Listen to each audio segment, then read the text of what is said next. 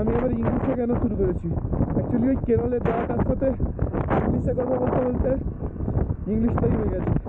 তো যেটা বলছিলাম, statue, holy water, hot spring এগুলো দেখতে ফিরবো আমরা টোটালি একদম ওই অফরোড ধরে ধরে, পুরোটাই অফরোড আছে। তো দেখা যাক কী হয়, কতটা কী করা যায়।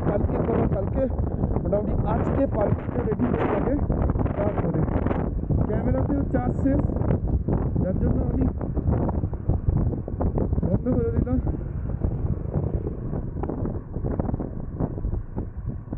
ওকে, কাঁচটা একটু খোলা রাখতে হবে, যেহেতু ফগ হয়ে যাচ্ছে। কাঁচটা খোলা রাখা মানে ঠান্ডা হাওয়া ঢুকে লাগছে, খুবই কষ্টদায়ক ব্যাপার এটা, কিন্তু কষ্ট করলেই যথেষ্ট পাওয়া যায়। ওকে,